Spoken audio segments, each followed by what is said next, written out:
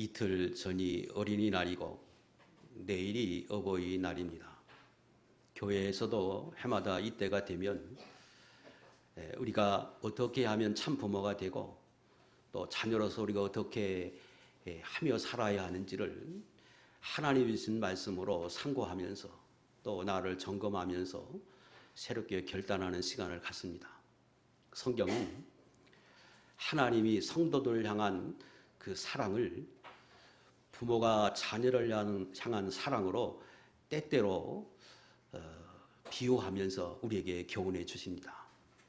그것은 하나님이 성도를 향한 사랑과 부모가 자녀를 향한 사랑이 같다는 의미가 아니고 그 하나님의 사랑을 이 세상에서 표현할 수 있는 방법이 제일 합당하게 여겨지는 것이 부모의 사랑이기에 그렇게 비교하는 것이라고 생각합니다.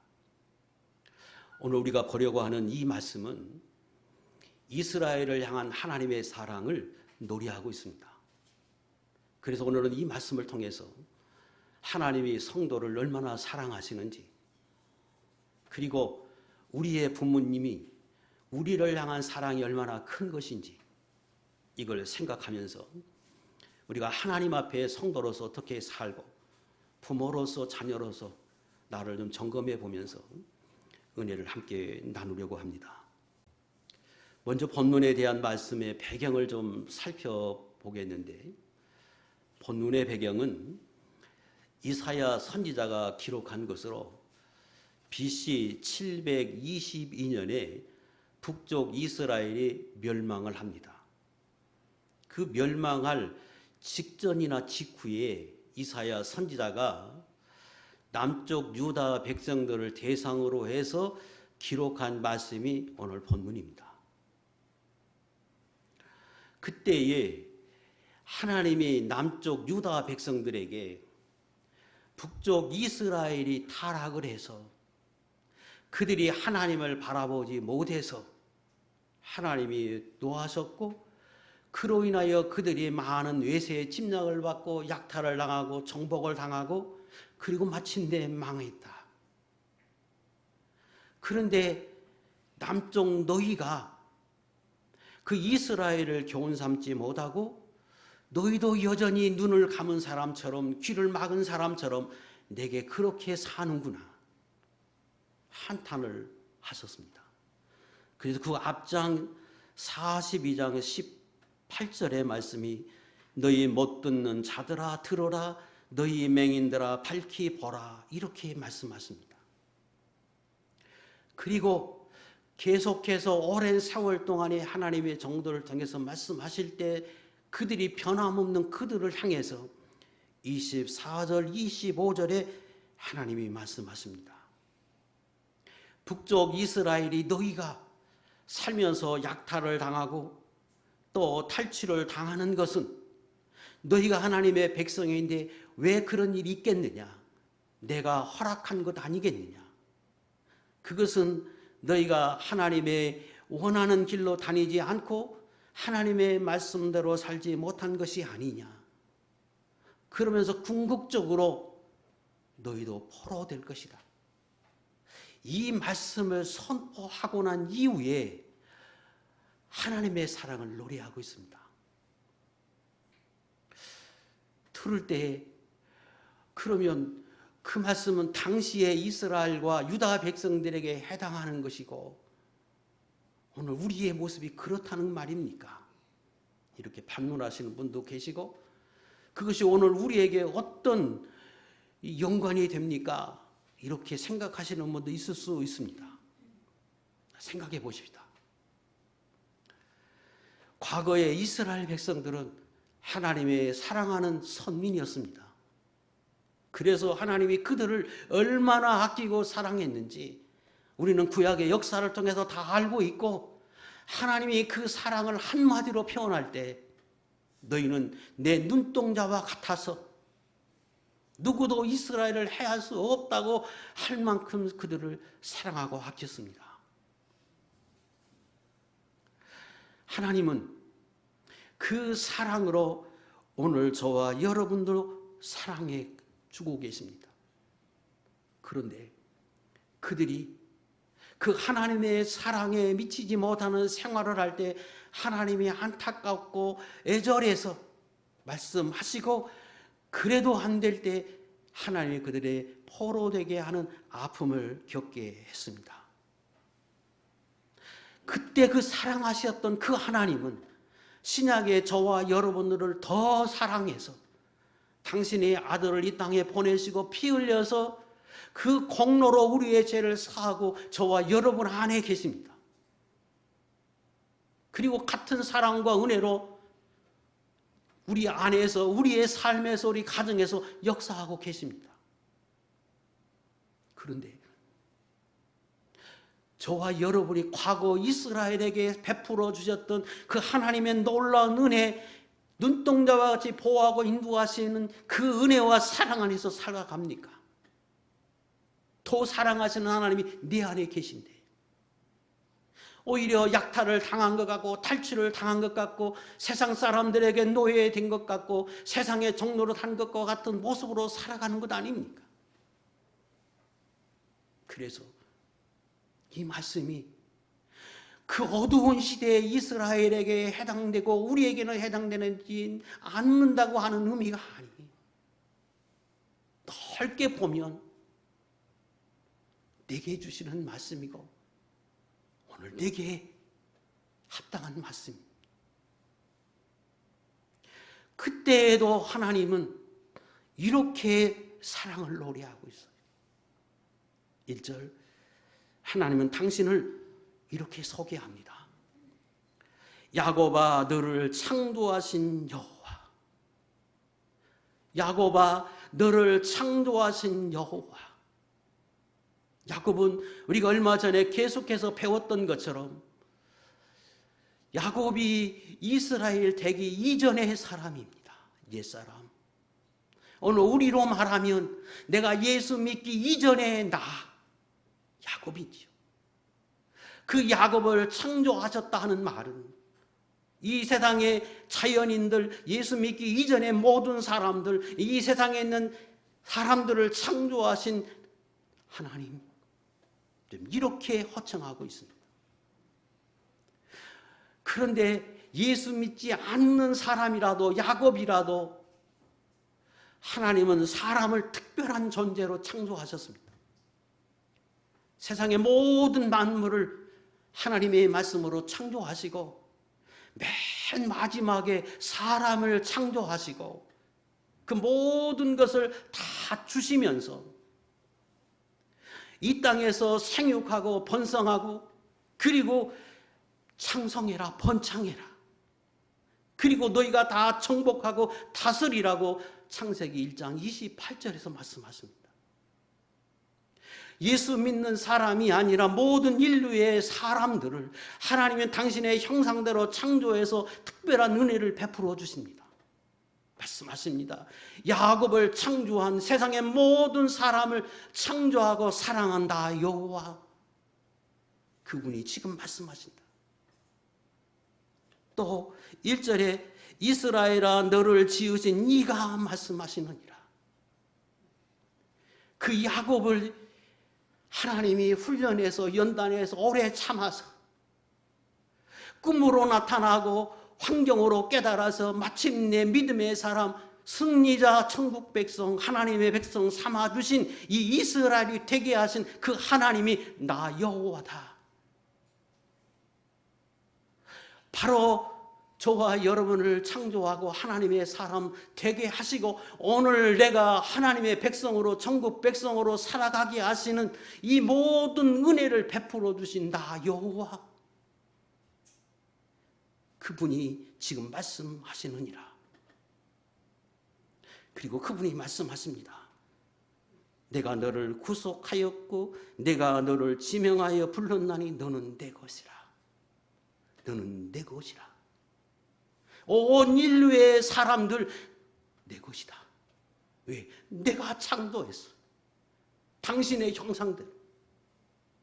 예수 믿는 저와 여러분은 그 중에 택하고 택해서 하나님께서 마침내 천국 백성 이스라엘이 되도록 훈련하고 연단해서 오늘 하나님을 섬기게 했습니다. 그래서 하나님 말씀하십니다. 너는 내 것이다. 내 소유다. 나는 너의 주인이다. 나는 너의 하나님이시다. 이렇게 말씀하십니다. 그리고 그분이 성도들을 향해서 말씀하십니다. 자, 오늘 어버이날 또 어린이날을 생각하면서 우리 부모님과 연결시켜 보십시다. 왜? 하나님도 하나님의 사랑을 부모님의 사랑과 연결시키니까. 오늘 우리가 있기까지 우리를 낳아주신 분, 우리 부모님이십니다. 그리고 그분이 오늘 내가 있기까지, 내가 사람 같고 사람다운 사람으로 내가 오늘 이렇게 사회생활할 수 있는 성년이 되기까지 나를 있게 해주신 그분이 곧 우리의 부모님이십니다. 그분이 우리를 그렇게 하심으로 당신의 자녀, 당신의 소유로 말씀하시고 그 은혜 속에서 오늘 우리가 살아갔습니다. 그 하나님이 2절 이하의 6절까지 당신의 사랑을 아주 단적으로 두 가지로 합축해서 말씀하십니다. 첫째, 내가 너를 사랑하기에, 이스라엘을 택하고 사랑하기에 내가 너를 애굽에서 구원했노라. 본문에는 직접적으로 애굽에서 구원했다는 말씀은 없습니다. 그러나 2절의 말씀이 곧 애굽에서 구원하신 하나님의 사랑을 노래하고 있습니다. 내가 물 가운데로 지날 때에 내가 너와 함께 할 것이라. 강을 건널 때에 물이 너를 침몰하지 못할 것이며 내가 불 가운데로 지날 때에 타지도 아니할 것이요 불꽃이 너를 사르지도 못하리니. 이스라엘 백성들을 하나님이 사랑했는데 그 이스라엘 백성이 애굽에 종살이하는 그들을 보시고 안타까이 여겨서 오랜 세월 동안에 모세를 보내고 모세를 훈련해서 마침내 이스라엘의 지도자 삼고 그 모세를 통해서 이스라엘 백성을 애굽에서 구원해 내십니다. 하나님의 말씀을 따르고 훈련하기 위해서 10가지 재앙을 내리시고 그 하나님을 포기하신 이후에 그들을 마침내 애굽에서 불러낼 때 애굽이 그들을 해하려 하니까 하나님이 홍해로 불러서 홍해의 물을 가르십니다. 그리고 불과 구름으로 그들을 인도해서 이스라엘 백성들은 해하지 않게 하시고 그리고 애굽은 그 불 가운데 그들이 되게 하고 그리고 물을 갈라서 이스라엘은 건너게 하고 애굽은 그 물에 의해서 수장시켜 버립니다. 하나님의 사랑을 내가 너를 사랑하기에 내가 애굽에서 너를 건져내었노라. 출애굽기 14장 20절 21절 말씀이 오늘 이 말씀과 좀 합하다고 여겨집니다. 앞에 있는 것만 읽겠습니다. 시작. 애굽 진과 이스라엘 진 사이에 저쪽에는 구름과 흑암이 있고 이쪽에는 밤이 밝음으로 밤새도록 저쪽이 이쪽에 가까이 하지 못하였더라. 물러가게 하시니 물이 갈라져 바다가 마른 땅이 된지라. 하나님께서 불과 구름으로 인도해서 홍해로 오게 하시고 바람으로 홍해를 갈라서 벽을 만드시고 이스라엘을 통과하고 그 뒤를 쫓는 애굽을 가까이 하지 못하도록 하기 위해서 불기둥을 만들어서 그를 해하게 하고 그래서 그들은 그 불로 인하여 가까이 하지 못하게 하고 이스라엘은 그 불이 그들을 밝히는 불이 되게 하시고 그래서 다 건너가게 하고 난 이후에 그 물로 그들을 수상시켰습니다. 그 하나님의 사랑을 지금 이렇게 본문에는 노래합니다. 그때 너희를 애굽에서 구원해낼 때 내가 너를 사랑해서 너를 구원해 내기 위해서 하나님이 애굽을 그들의 성량물로 3절에 주었다고 말씀하십니다. 너를 위해서 애굽을 너의 성량물로 구스와 스바를 너를 대신하여 주었다. 이 말은 이런 의미입니다. 하나님은 이 세상의 모든 사람을 지으심으로 그분이 주인이시래요. 1절에 그렇게 설명했지요. 그런데 하나님 입장에서 보면 똑같은 하나님이 지은 사람인데 그 중에 이스라엘을 사랑해서 건너게 하고 살리고 당신이 지은 애굽 사람들은 수장시켰다는 거예요. 왜? 너를 살리고 구원하기 위해서. 하나님의 입장에서 보면 너를 살리기 위해서 그들을 성량물로 삼은 것이죠. 그러면 또 그런 반론을 할 겁니다. 왜 하나님 그렇게 불공평하게 하십니까? 예수 믿는 사람은 이스라엘은 기뻐하고 감사하지만 애굽은 뭡니까? 이럴 것인데 우리가 늘 배운 것처럼 하나님은 공의로우신 분이기에 이스라엘을 사랑하지만 애굽도 사랑하십니다. 그럼에도 불구하고 애굽을 소장시키고 대신 이스라엘을 살리신 것은 이스라엘은 타락하지만 하나님을 섬깁니다. 하나님을 바라보는 백성인데 애굽은 이스라엘을 오히려 핍박하고 하나님을 창조물에도 불구하고 섬기지 않아요. 죄로 인하여 그들은 심판하고 타락했지만 하나님을 섬기는 이스라엘을 살리신 거예요. 그걸 이렇게 노래하고 있습니다. 오늘 저와 여러분, 예수 믿는 저와 여러분 하나님 사랑하십니다. 그래서 하나님이 우리를 이 세상에서 구원하기 위해서, 애굽에서 구원하기 위해서 하나님이 쓰신 방법은 당신의 아들을 이 땅에 보내서 그 아들을 성량물로 삼고 1절에 대속하게 하시고 구속해서 대가를 치루어서 하나님의 백성들을 살리셨습니다. 그게 저와 여러분입니다. 구약에는 타락한 애굽을 제물로 삼고 구원해 주셨고 신약에 저와 여러분을 구원하기 위해서 예수님은 당신의 아들을 이 땅에 보내서 희생시키셨습니다. 고린도전서 6장 19절 이하의 말씀입니다. 너희의 몸은 너희가 하나님으로부터 받은 바 너희 가운데 계신 성령의 전인 줄을 알지 못하느냐. 너희는 너희 자신의 것이 아니라 값으로 산 것이 되었으니 그런즉 너희 몸으로 하나님께 영광을 돌리라. 에베소 2장 13절 이제는 전에 멀리 있던 너희가 그리스도 예수 안에서 그리스도 피로 가까워졌느니라. 그래서 하나님의 자녀 됐고 하나님 앞에 가까이 가게 하시고 그 은혜를 받고 누리는 사람이 되도록 축복해 주셨습니다. 저와 여러분은 있게 한 우리 부모님의 은혜도 같은 것 아닙니까?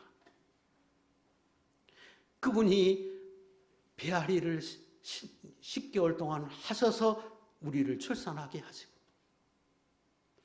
오늘 여기 있기까지 당신의 모든 것을 희생해서 자녀의 종이 되고 자녀의 희생물이 돼서 오늘 저와 여러분이 있게 하셨습니다. 대가를 치르셨습니다. 그것이 부모님의 은혜이고 부모님의 사랑입니다. 내가 오늘 여기 있는 것은 내 스스로 된 것이 아니라 사실은 부모님이 자기 생명과 같이 아끼고 모든 것을 다 내어줘서 그리고 그 사랑 안에서 오늘 우리가 있습니다. 다 자라서 그 부모님의 은혜를 잊어버리고 이전에 나의 종처럼 나의 모든 시종과 짜증과 나의 모든 것을 다 맡아서 수고해 주신 그분 그 공력 다 잃어버리고 나 스스로 된 것처럼 그렇게 여기면 안 됩니다.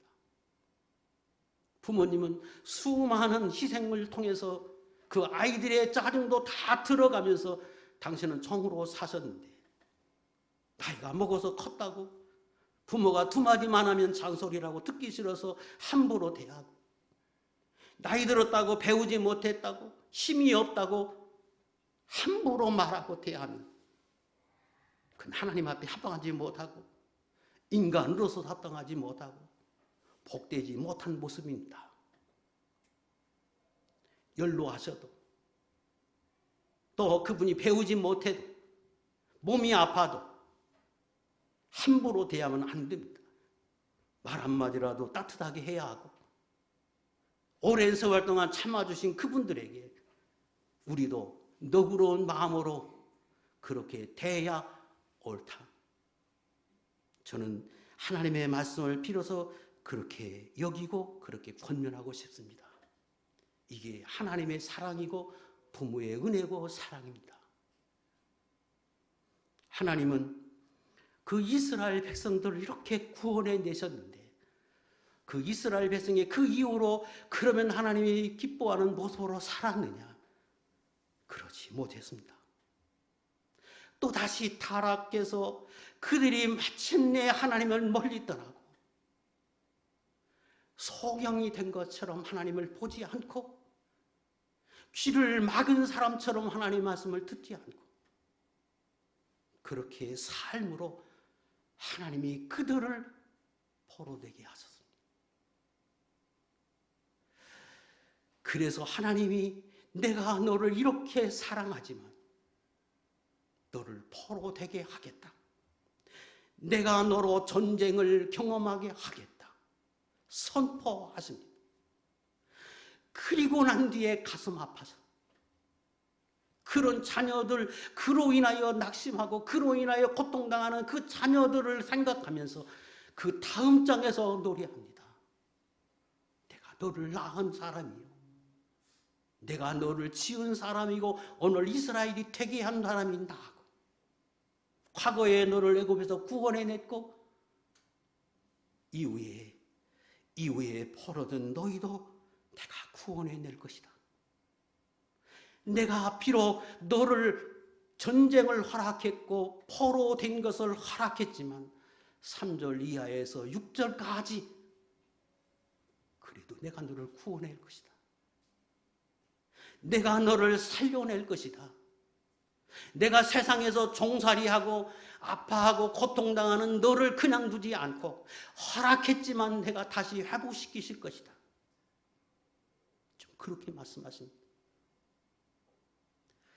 왜 그런 은혜를 주시느냐? 4절에서 이렇게 노래합니다. 내가 내 눈에는 보배롭고 존귀하다. 다른 사람은 몰라도 내 눈에는 내가 보배롭고 존귀한 자다. 그런 거로 내가 너를 구원해 낼 것이고 내가 너를 사랑해서 살려낼 것이다. 두려워하지 말라. 두려워하지 말라. 내가 너를 구속했다. 너를 위해서 내 아들을 피 흘려서 너를 구원한 아버지다. 이렇게 말씀하시면서 구원할 것을 말씀하십니다. 오늘 저와 여러분이 살아가는 모습이 때때로 마치 과거 이스라엘이 포로된 것과 같아서 네 앞이 막막하기도 하고 세상에 종이 되어 눌러 사는 것과 같고 네 현실을 바라보면 하나님의 자녀로서 빗대지 못한 모습 속에 세상에 비웃음을 받을 만한 환경과 여건 중에 살아간다 할지라도 네 안에 계신 하나님이 나를 바라볼 때는 내 눈에 보배롭고 존귀한 자다. 그러므로 내가 너를 구원하기 원하고 너를 살리기 원하신다. 이것이 하나님의 사랑이요 여러분 안에 계신 부모님의 은혜이고 사랑입니다. 하나님은 이렇게 말씀하시면서 내가 너를 구원해 내겠는데 그 구원에는 방법이 어떤 방법이냐? 과거의 애굽에서 구원해 낸 것처럼 바벨론에 포로된 너를 구원할 때에도 내가 성량물을 주어서 그래서 너를 구원할 것이다. 3절 후반절의 말씀을 다시 반복합니다. 애굽을 너희의 성량물로 구스와 스바를 너를 대신하여 주어서. 4절 내가 내 대신 사랑들을 내어주며 백성들이 내 생명을 대신하게 해서 그래서 바벨론의 포로 됐다 할지라도 너를 구원해 내겠다고 하나님이 말씀하십니다. 그 하나님은 오늘도 저와 여러분의 삶 속에서 그 어떤 환경과 여건 중에 있다 할지라도 하나님 우리를 회복시키시고 은혜 가운데 복된 자리로 나아가게 하기를 하나님이 원하십니다. 오늘 여기서 말씀하는 이것은 그걸 좀 풀어 설명하면 이런 것입니다. 애굽을 성량물로 주었다고 구스와 스바를 성량물로 주었다고 하는 말씀은 과거 이스라엘 백성들이 바벨론에 포로되어 70년 살아갈 때 나중에 그들이 귀환할 때 어떻게 귀환했느냐. 페르시아의 초대왕 고레스 칙령에 의해서 그들이 일방적인 은혜를 입고 풀려납니다. 다시 귀환합니다. 그런데 하나님은 너를 그렇게 귀환하게 하신 것은 나인데 페르시아가 너를 위해서 고레스가 그렇게 힘쓴 그 대가로 이후에 페르시아가 애굽을 점령하고 구스와 스바를 점령하는 일을 내가 허락해서 그들이 그걸 대신 얻고 대신 이스라엘, 유다를 바벨론에서 포로되었던 너희를 해방시키게 하겠다고 지금 이렇게 말씀하고 계시고 실제로 그 말씀대로 성취됐습니다. 하나님이 내가 하나님의 백성으로 회복시키고 은혜를 주겠는데 내 능력과 내 삶은 내 스스로는 할 수 없기에 하나님의 5절과 6절에 강권적인 은혜로 동쪽, 서쪽, 남쪽, 북쪽에 흩어져 있는 그 누구라 할지라도 내가 명령해서 강권적인 역사로 말씀함으로 하나님의 전능하신 능력으로 인하여 너희를 다 불러 모아서 마침내 너희에게 약속한 대로 이스라엘 땅으로 오게 하겠다고 말씀하셔서 전적인 하나님의 능력 가운데 그렇게 하게 하셨습니다. 하나님은 오늘도 그 은혜와 사랑 속에서 때때로 우리에게 근심과 걱정과 아픔을 경험하게 하지만 진짜 하나님의 본심은 그 아픔을 주는 게 아니에요. 그걸 통하여 하나님을 바라보게 하며 그걸 통하여 진정한 하나님의 그 큰 복과 은혜를 얻고 이스라엘이 되게 하기 위한 하나님의 축복이라고 하는 사실을 우리는 언제나 잊지 말고 기억해야 합니다. 에레미야 애가 3장 이 32절 이하의 말씀이 그것입니다. 시작. 그가 비록 근심하게 하시나 그의 풍성한 인자하심에 따라 긍휼히 여기실 것임이라. 주께서 인생으로 고생하게 하시며 근심하게 하심은 본심이 아니시리로다. 과거요 이스라엘에게 하셨던 그 하나님의 그 말씀은 오늘 저와 여러분에게도 같은 말씀입니다. 어떤 환경에 있다 할지라도 내 부모보다 훨씬 더 나를 사랑하시는 그 하나님이 네 안에 계셔서 내게 이렇게 말씀하신다 기억하고 그 하나님을 바라보고 믿음으로 사는 하나님의 종들이 될 수 있기를 축복합니다. 이걸 신약의 성도 저와 여러분들에게 적용해서 조금 더 살피겠습니다. 우리의 현실이 마치 이스라엘의 포로 된 것과 같습니까? 많은 분들이 그럴 수 있지요. 그때 하나님이 이렇게 말씀하시면 소망을 가지라는 겁니다. 신약의 성도들도 소망을 가지라고 말씀하시는데 그 소망을 가질 수 있는 것은 내 힘으로는 할 수 없지만 대속물을 과거에 하나님이 십자가에 예수 그리스도를 내어주심으로 이미 대가를 치르셨습니다. 뭐하기 위해서? 나를 구원하고 다시금 세상의 포로된 나를 세상에서 회복하고 교환하게 하기 위해서 대속물을 치웠는데 그 예수님이 치르신 그 대속은 영원한 것입니다.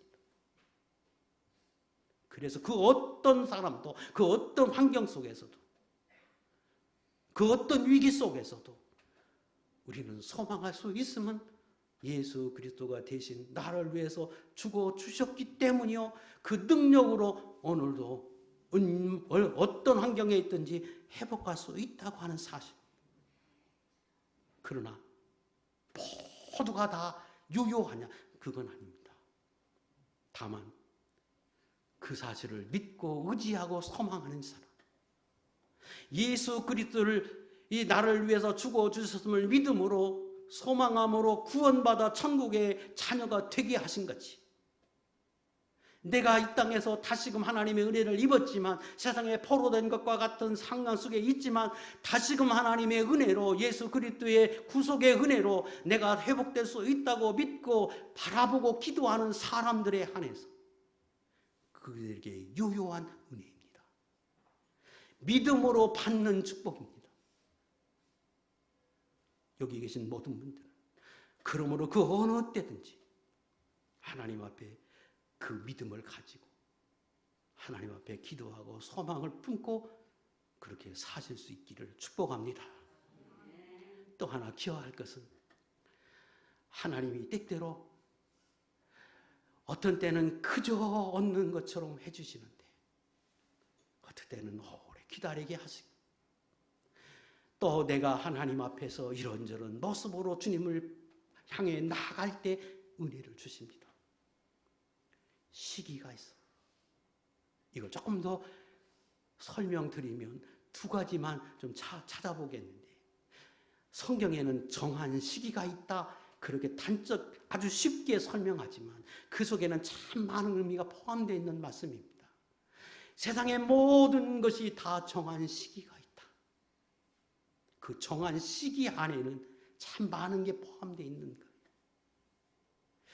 다 하나님이 과거 이스라엘을 사랑하는 것처럼 나를 사랑하시는데 왜 내게는 이렇게 회복이 드리고 왜 내게는 이렇게 귀한 인들인 것처럼 하나님의 은혜가 잘 미치지 않느냐. 두 가지. 이사야 30장 15절 말씀엔 하나님이 이렇게 말씀하셨습니다. 시작. 주 여호와 이스라엘의 거룩하신 이가 이같이 말씀하시되 너희가 돌이켜 조용히 있어야 구원을 얻을 것이요 잠잠하고 신뢰하여 힘을 얻을 것임을 너희가 원하지 아니하고. 여러 번 찾았던 말씀입니다. 왜 하나님 내가 이렇게 삽니까? 하나님이 왜 살아계십니까? 하나님이 계시긴 합니까? 내가 뭘 잘못했습니까? 그 예수 믿는 사람이 때때로 그러지요. 그때 조용히 내 마음이 잠잠한 것처럼 하나님을 신뢰하고 하나님은 창조주십니다. 나를 사랑하시는 분이십니다. 그래서 그 하나님을 바라보고 그 하나님 앞에 가까이 가고 그 하나님을 신뢰해서 내 마음을 정돈하고 그런 사람이 돼야 하나님 섬기지 않겠습니까? 그런 사람이 돼야 이 땅에서 그 어떤 환경 중에도 하나님 바라보지 않겠습니까? 사실은 하나님의 문제가 아니라 내 문제인데 살아올 때 어린아이처럼 다 부모님에게 짜증내듯이 자기 자신을 보지 못하고 다 타인에게만 돌렸던 그것을 자기에게 돌릴 줄 아는 성숙한 모습이 되기를 기다리십니다. 그래서 잠잠히 그 하나님을 바라보고 그 하나님을 신뢰하고 그 하나님 앞에 나아갈 수 있는 사람이 되기를 기다리십니다. 그게 정한 시기. 또 하나 에스겔 36장 37절에도 우리가 수없이 찾았던 말씀입니다. 시작. 주 여호와께서 이같이 말씀하셨느니라. 그래도 이스라엘 족속이 이같이 자기들에게 이루어 주기를 내게 구하여야 할지라. 내가 그들의 수요를 양떼같이 많아지게 하되 내가 바벨론에도 돌아오게 하겠다. 황폐됐던 예루살렘 다시 회복해 주겠다. 많은 양떼를 거느리는 그 성읍과 같이 내가 만들어 주겠다. 그런데 구해야 한다. 조금 더 진전된 거지. 하나님을 바라보지 못하고 원망하고 하나님이 계시냐고 말하고 그랬던 그가 신뢰하고 하나님을 신뢰하는 단계에 가고 난 이후에 적극적으로 그 하나님 앞에 기도하고 그 하나님 앞에 가까이 가는, 그래서 사모하고 자기의 연약함을 아뢰고 그 하나님의 전능하심에 의지하고 그러기를 기다리시. 그게 좀 성숙한 모습이요. 그렇게 되기를 기다리시. 그게 정말지. 하나님이 나를 사랑하심에도 불구하고 이것이 하나님이 지금 바벨론의 포로 될 것을 내가 허락했다. 그래서 앞으로 너희가 그런 일을 당할 것이다. 그러나 두려워하지 말라. 너희는 내 눈에는 내가 보배로운 내 자녀이니라. 그러시면서 하나님 이렇게 지금 말씀하십니다. 세 번째, 그러면 하나님이 이렇게 무한한 은혜와 사랑을 베풀어 주신 목적이 어디 있을까? 어떻게 살라고 이렇게 하시는가? 7절 하나님 이렇게 말씀하십니다. 내 이름으로 불리워지는 모든 자 곧 내가 내 영광을 내고 창조된 자를 오게 하라. 그를 내가 지었고 그를 내가 만들었느니라. 내가 너를 지으신 목적은, 내가 너를 이스라엘 되게 하신 목적은 다 내게 와서 나로 영광을 돌리게 하기 위함이요 그들로 인하여 영광을 받으시기 위함이라고 말씀하십니다. 자, 이 말씀만 그냥 드리면 하나님 참 이기적으로 들릴 수 있습니다. 저는 두 가지로 나누어 말씀을 드리고 싶은데, 첫째는 무조건적인 사랑입니다. 무조건적인 사랑. 여러분 자녀 키울 때 이 자녀 잘 키워서 내가 노년에 편안히 살아야지, 돈 잘 벌게 만들어서 내가 이 자식으로 부자 돼야지, 그래서 키우십니까? 그래서 자녀를 양육하셨습니까? 그래서 여러분의 모든 걸 다 내어놓는 것처럼 희생하셨습니까? 아니요. 그저 무조건 자녀 양육하셨습니다. 하나님이 지금 말씀하시지 않았지만 하나님도 처음부터 창조하시고 이스라엘 되게 하심은 무조건적인 사랑입니다. 이 세상의 모든 불신자들, 예수 안 믿는 사람들, 나중에 지옥 갈 사람들 다 아심에도 불구하고 하나님이 세상의 모든 만물을 만드시고 그들에게 맨 마지막에 만들어서 생육하고 번성하고 창성하라고 말씀하십니다. 그리고 너희가 정복해서 너희 마음대로 하라고 말씀하고 다스리라고 말씀하십니다. 누구에게? 예수 믿는 사람에게만? 아니요, 세상에 있는 불신자까지도. 그리고 죽을 때까지 그들이 그렇게 살도록 허락하십니다. 그게 하나님의 사랑입니다. 우리 부모님도 그랬고 오늘 예수 믿는 저와 여러분에게도 하나님 똑같은 사랑 속에서 이렇게 하십니다. 무조건적인 사랑, 여기에 근거합니다. 그리고 더 나아가서 하나님이 정말로 원하는 것은 그들이 그 하나님의 은혜를 깨닫고 하나님께 영광을 돌리기를 원하고 그 영광을 받으시는 걸 기뻐하세요. 이것을 21절에는 이렇게 설명했습니다. 이 백성은 내가 나를 위하여 지었나니 나를 찬송하게 하려 합니다. 영광을 받으시기 원하신다고 하는 말씀을 조금 더 쉽게 찬송받기를 원하시는 하나님이시다. 여러분 자녀 키우면서 그 자녀가 조금 더 성장해서 엄마 아빠 하면 그걸로 다 끝나잖아요. 희생했던 모든 것, 그 아이들이 엄마 아빠 불러주는 그것으로 만족합니다. 하나님의 말씀입니다. 내가 너로 하여금, 하나님 감사합니다. 하나님이 주인이십니다. 하나님이 이 모든 인류를 만드시고 우리에게, 인간에게 이런 특혜를 주셨습니다. 특별히 나는 하나님의 자녀로 삼아서 천국 백성 되게 하셨습니다. 하나님 감사합니다. 오늘 나와서 찬송하고 예배하는 저희 이 모든 찬송을 받으시기 원해서 하나님이 내가 너에게 이 무한한 사랑을 베풀었다고 말씀하십니다. 그러므로 하나님 앞에 경배하고 예배하고 하나님을 잘 섬기는 것, 이게 옳은 것입니다. 자녀들을 위해서 하나님 무조건적인 은혜를 부모님이 베풀어 주셨습니다. 그러나 그 부모님도 원하는 것은 그 자녀가 성장해서 어머니, 아버지 감사합니다. 못나도 우리 어머니, 아버지입니다. 그 말을 듣기를 소원하고 그것으로 모든 시름이 다 녹아지십니다. 그래서 성경은 에베소 6장 1절로 3절, 자녀들아 주 안에서 너희 부모에게 순종하라. 이것이 옳으니라. 내 아버지와 어머니를 공경하라. 이것이 약속 있는 첫 계명이니 이로써 내가 잘되고 땅에서 장수하리라고 말씀하십니다. 당연합니다.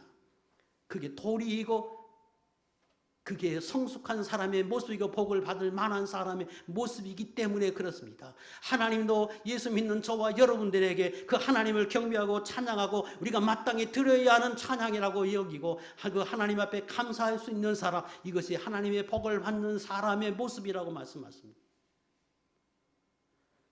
두 번째, 자녀답게 사는 것입니다. 무조건적인 은혜와 사랑을 베풀어 주신 그 하나님의 은혜를 깨닫고 내가 어떻게 하면 부모님을 기쁘시게 하고 그 하나님이 원하는 모습으로 살아드릴까 생각해서 그렇게 살아드리는 그 모습, 그걸 원하십니다. 에스겔 36장에 보면 이스라엘을 포로되게 하신 하나님이 내가 너를 다시금 회복하게 하시겠다. 그리고는 하나님의 마음을, 심정을 여러 각도에서 설명하시는 부분이 있습니다. 그 중에 몇 절만 제가 띄우겠습니다. 36장 22절 읽겠습니다. 시작. 이스라엘 족속아, 내가 이렇게 행함은 너희를 위함이 아니요 너희가 들어간 그 여러 나라에서 더럽힌 나의 거룩한 이름을 위함이라. 내가 바벨론의 포로 되게 했지. 그런데 나중에 구원할 거야.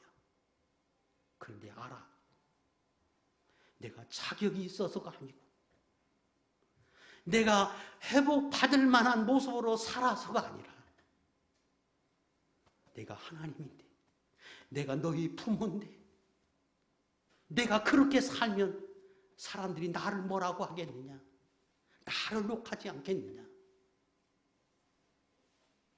그래서 내가 너희를 구원해낼 것이다. 내 거룩한 하나님의 이름을 위해서. 자녀가 키웠더니 못된 짓을 해서 구치소에 가고 교도소에 가고 다른 사람에게 욕을 먹고 갇혀서 부모님이 그러지 않겠습니까? 그냥 어떻게 놔둡니까? 내 이름을 위해서도 그냥 놔줄 수 없어요. 제가 목회하는 순간에 어떤 교회에 아주 부부가 점잖으신 분이 예수 믿는데 오늘날 찾아와서 목사님 부탁이 있는데 좀 들어주십시오. 그러나 남에게는 말하지 않으면 좋겠습니다. 예, 무엇인데? 제 아들을 위해서 좀 멀지만 좀 찾아가 주시면 좋겠습니다. 얼마든지 가지요. 그래서 서울 그 어디에 제가 갔는데 철 창살이 있고 거기에 구멍이 뚫어져 있고 서로 얼굴을 보게 하는 구치소에 갔습니다. 그 나이가 지긋이 먹은 아들이 거기 갇혔는데 왜 갇혔느냐? 음주운전을 번번이 해서 3번씩이나 음주운전을 하고도 또 음주운전해서 거기 갇혔어. 우리 아들에게 가서 좀 제발 목사님이 가서 권면 좀 해주시고 기도해 주십시오. 그리고 목사님 이름으로 탄원서 좀 하나 써주십시오. 우리 아들 거기 어떻게 둡니까? 그게 부모의 은혜입니다. 그래서 당신이 희생해서 대가를 치르면서 당신이 욕을 먹으면서 그 아들을 구원해내는 게 부모 아니십니까? 하나님 지금 그렇게 말씀하세요. 내가 예수 믿는 성도인데 내가 그렇게 살면 다른 사람이 뭐라고 하겠느냐? 하나님이 안 계시지 않는다고 말할 것 아니냐? 그래도 내가 너를 구원해낼 거고 살려낼 거고 회복시키는 걸 내가 할 것이다. 그렇게 말씀하시는 거예요. 왜 이렇게 말씀하십니까? 은혜로 알라는 거예요. 내가 회복해서 오늘 살아가는 게 은혜인 줄 알라는 거예요. 내 공력으로 산 게 아니라 그 무한하신 하나님의 은혜로 건짐을 받고 살았고 내 수치를 가리우며 살았고 내 부모님의 은혜로 내가 오늘 살아있음을 알라는 거예요. 에스겔 36장 31절 32절 읽겠습니다. 시작. 그때 너희가 너희 악한 길과 너희 좋지 못한 행위를 기억하고 너희 모든 죄악과 가증한 일로 말미암아 스스로 믿게 버리라. 너희 행위로 말미암아 부끄러워하고 한탄할지어다. 그때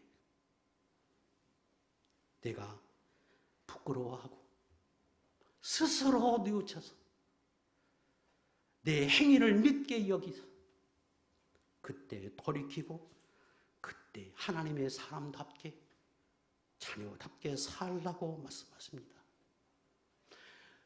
저는 여기 계신 분들이 과거에는 누구의 아들 누구의 딸이라고 불려졌다면 이후에 여러분의 부모님이 원하는 것처럼 여러분이 그 부모의 은혜를 깨닫고 하나님의 사람답게 살아서 여러분의 나이가 점점점 들어가면 사람들이 칭할 때 누구의 아버지, 어머니입니다.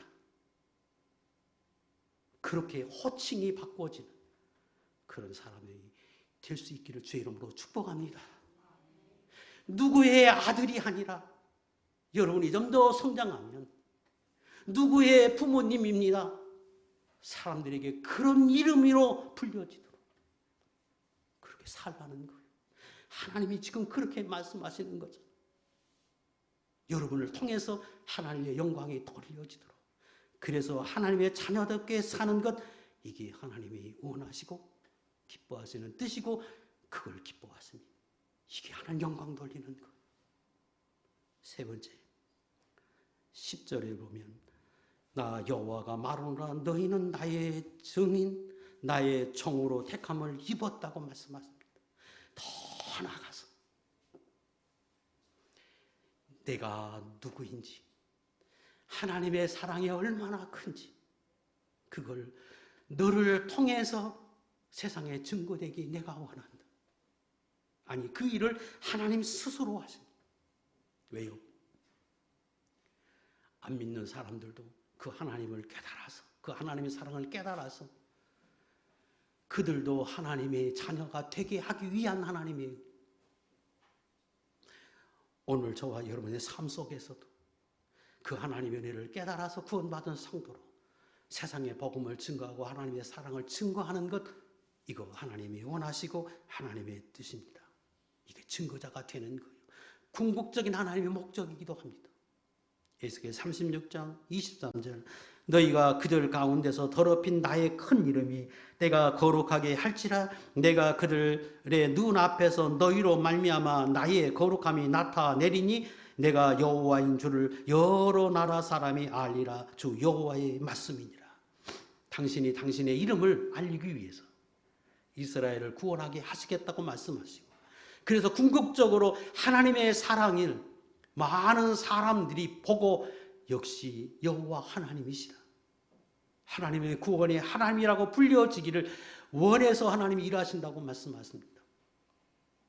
그 하나님이 원하시는 일이라면 성숙한 성도 여러분, 저와 여러분은 우리가 차원에서 기쁜 마음으로 감사한 마음으로 우리가 그렇게 살아드리고 증거해서 그 하나님의 마음을 시원하게 하고 목적을 이루어드리고 또 다른 사람들에게 선한 영향을 미치는 그런 복 있는 종들이 되어야 하고 그렇게 될 수 있기를 주의 이름으로 축복합니다. 기도하겠습니다.